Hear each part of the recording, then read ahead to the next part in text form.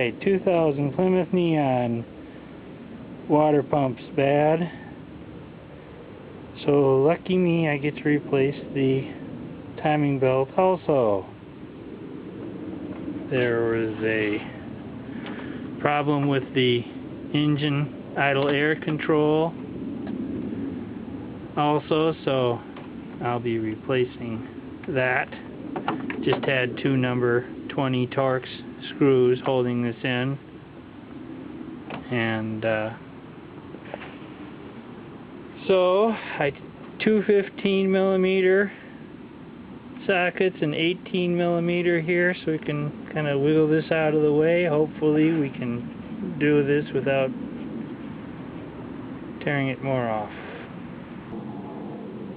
Yes, and this 11/16 slides onto the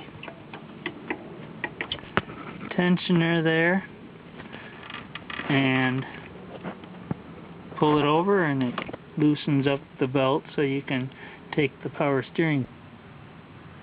Yeah, and to get this shroud off, we've got two 10mm screws up there. So you just take those out and the shroud should drop right down. Here's one way you might be able to break this loose if it doesn't want to just hammer. A lot of times you can just pound on the end of the wrench,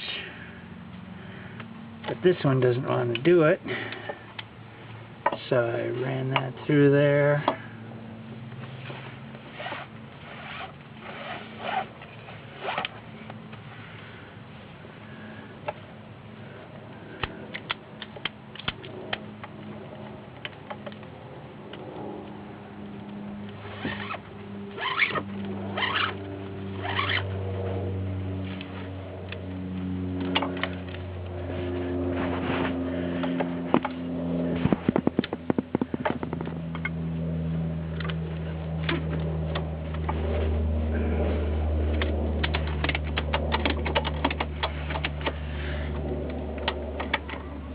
Yeah.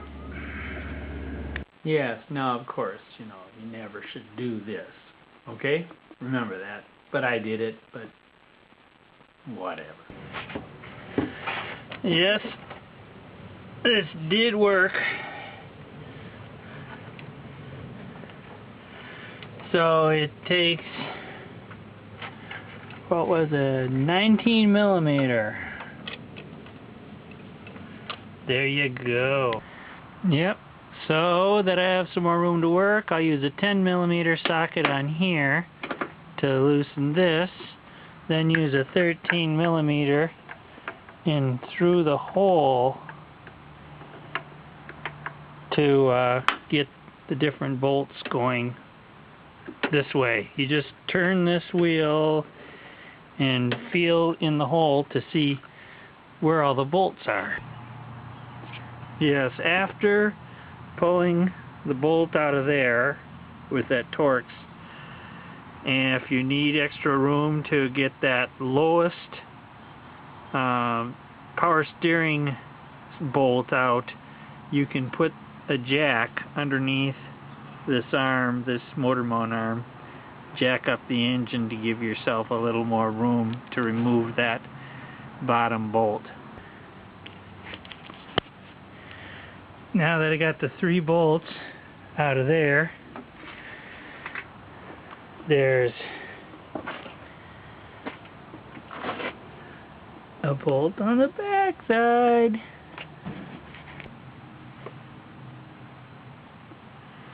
Well, I gotta get this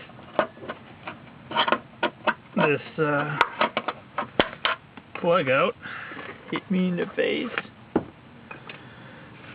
And size 54, whatever, largest Torx they got. Here's another fun. Well, as you see, the motor mount has a nut there, one in that bowl I'm pointing at there, and one just past the tensioner. Okay, you'll have to support the engine from beneath and use an 18mm to take off this lower motor mount, and you have to loosen up the belt for the alternator. 15mm bolt on the bottom here, and there's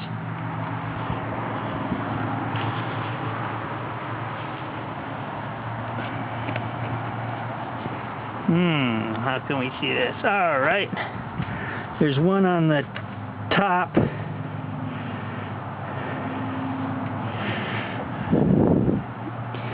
Yeah, right there where my finger is. And there's a 1/2 inch. Once you get the those two bolts on the alternator off, or not off, loose, then you just loosen up the tension with this 1/2 inch nut here.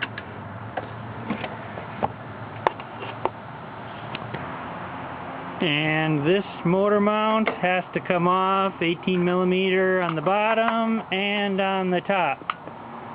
It'll be hard turning, and don't worry about the nut falling down in there. It's in a channel, so it'll stay where it is once this bolt. Yes, and then to get the harmonic balancer off at O'Reilly Auto Parts, if you pay the price for a brand new harmonic puller, you can use their tool exchange program, where they allow you to take one that's a used one for the price of a brand new, and as long as you return it in good shape, you get your money back. If you choose to keep it, then it's yours. If you use a deep socket on this thing, be sure and make sure you're not catching the inner part there, because otherwise you'll just turn the balancer around and around, and that won't do anything. So you just use the harmonic puller and bring it home and bring it back the next day, and you get your money back. I'm going to have to take another bite on this, so I won't waste your time, but you basically put the 3 hooks on the notches that are in the harmonic balancer. It comes with some pins to put down the middle of the shaft of this bolt to extend the length down the small hole, and then that pushes inside the engine and pulls off the balancer. I see it's come out quite a bit, but I won't bore you with all the way out. Wow, this harmonic balancer puller kept bottoming out, so I had to put pieces of paper towel down in the hole that the rod goes in to get it to finish pulling this puppy off. Here's the little notches on the back side that these hooks fasten, or not fasten to, but hook on when you're pulling it out. Now I get to just fish out the paper towel that's been compacted down in there with a little wire or really tiny screwdriver. But I'll return it, I'll get my $80 plus tax back, and everything will be good. Alright, here I'm using 13mm socket to take the exhaust apart. I didn't have a long 13mm so that it would cover the whole nut, but I had one that was short, slightly longer than most of my sockets, because these things would be on pretty tight, and I'd wanted to make sure I got the whole nut covered with the socket.